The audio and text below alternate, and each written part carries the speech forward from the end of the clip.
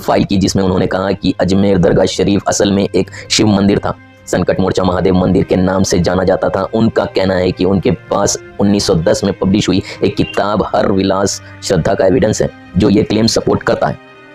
अब ये केस राजस्थान के कोर्ट में एक्सेप्ट किया गया है और अगले महीने इसकी हियरिंग होने वाली है। लेकिन सवाल यह है कि क्या सिर्फ एक किताब के हवाले से हिस्ट्री को बदला जा सकता है? हमारी तरफ से हमने साफ बात रखी थी कि जो अजमेर दरगाह है वो भगवान शंकर का महादेव का मंदिर है, संकट मोचन महादेव मंदिर है, और उसके सभी साक्ष्य हमने माननीय कोर्ट को रखे और कोर्ट ने हमारी बात बड़ी गंभीरता से सुनी। हमसे भी सवाल जवाब हुए और उन्होंने बाद में चाहा कानून अनुसार कि ये केस चलने योग्य है, हमारी याचिका स्वीकार करी है और सभी पक्षों को नोटिस जारी किया है। अजमेर शरीफ दरगाह 13वीं सेंचुरी में हजरत ख्वाजा मोइनुद्दीन चिश्ती, जिन्हें हम हजरत ख्वाजा गरीब नवाज के नाम से भी जानते हैं, उनकी मज़ार के तौर पर बनी थी।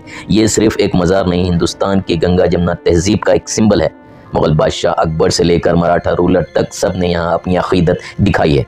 हजरत ख्वाजा मोइनुद्दीन चिश्ती को पूरी दुनिया में एक मुस्लिम स्पिरिचुअल और सूफ़ी सेंट के तौर पर देखते हैं, लेकिन ये दरगाह सिर्फ मुस्लिम ही नहीं बल्कि हर मज़हब के लोग अपनी अक़ीदत का इजहार करते हैं।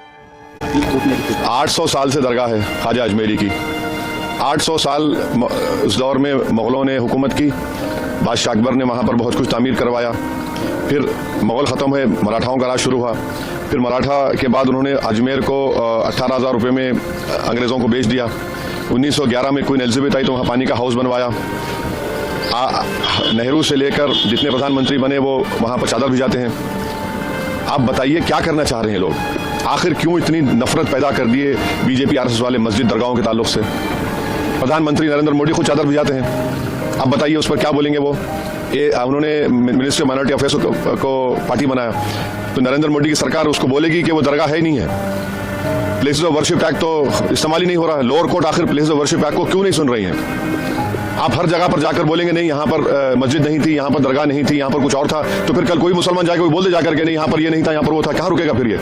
रूल ऑफ लॉ कहाँ जाएगा? डेमोक्रेसी कहाँ जाएगी? लॉ एंड ऑर्डर कहाँ जाएगा? हमने देख लिया संभल में 5 लोगों ने अपनी जान गंवा दी, इतना बड़ा गड़बड़ हो गई, वहाँ पर वायलेंस हो गया।